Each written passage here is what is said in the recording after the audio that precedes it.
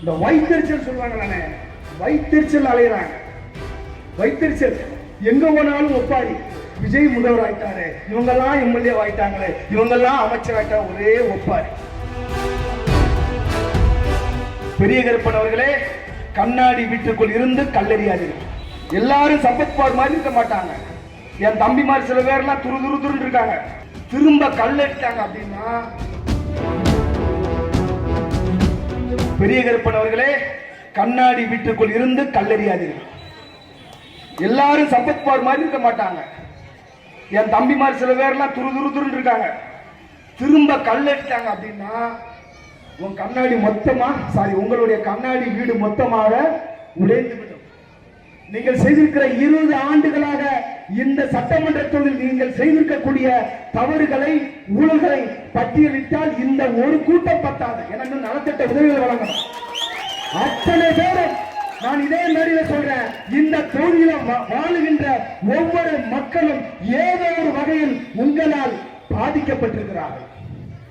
இந்த வைத்தறிச்சல் சொல்லுவாங்க, வைத்தறிச்சல் அலையிறாங்க. வைத்தறிச்சல் எங்க போனாலும் ஒப்பாரி.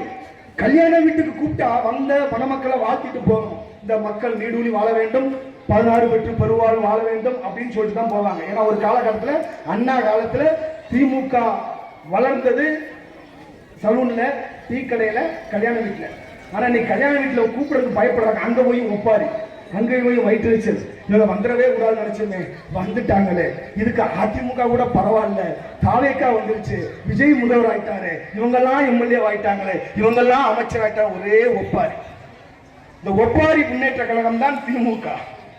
ஆனா திமுகவினுடைய, அது எங்க ஊர்ல இப்ப சமீபத்தில் ஒருத்தர், எங்க ஊர் கோயில்பட்டி தான் பேசினாரு. பக்கத்து தொகுதி விளாத்திக்குளம், கோயில்பட்டி என் ஊர்ல வந்து பேசினாரு. மார்க்கெட் என்னுடைய நண்பர் தான், வழக்கறிஞர். நல்ல வெளியில சுதந்திரமா சுத்திட்டு இருக்கீங்கன்னு, அந்த சுதந்திரம் வந்து போகணும்னா அந்த அளவுக்கு தவறு செஞ்சு வச்சிருக்கீங்க.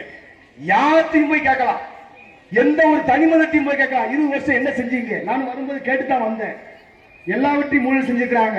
ஒரு கவர்மெண்ட் காலேஜ் கொண்டு வரல, மருத்துவமனை வசதி சரியா இல்ல, அந்த கூட்டுறவுத்துறையில மோசடி, ஊழல் அப்படின்னு சொல்லி. அதே மாதிரி இந்து சமய அறநிலையத்துறை இருந்தாரோ, இந்து சமய அறநிலையத்துறையில நீங்க இருக்கும் பொழுது எத்தனை கோயில் நிலங்களை தனியாருக்கு பட்டா போட்டிருக்கின்ற ஒரு விவரத்தை சேகரித்துக் கொண்டிருக்கிறோம்.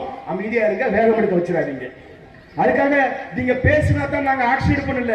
நீங்க பேசாம அமைதியா இருந்தாலும், எங்களை வாழ்த்தி பேசினாலும், நீங்கள் செய்த தவறுகளை நாங்கள் மக்கள் மன்றத்தில் கொண்டு வருவோம். சட்டப்படி நீதிமன்றத்தில் உங்களுக்கு தக்க தண்டனை நாங்கள் வாங்கி கொடுப்போம். ஆனால் தேவையில்லாம பேசுனீங்கன்னா, அநாகரிகமாக பேசுறீங்கன்னா, ஏதோ ஒளி வாங்கி இருக்கிறது, மேடை இருக்கிறது, பேச தெரியுங்கிறதுக்காக அநாகரிகமாக பேசுகிறீர்கள் என்று சொன்னால் நாங்கள் பதிலுக்கு பேச மாட்டோம்.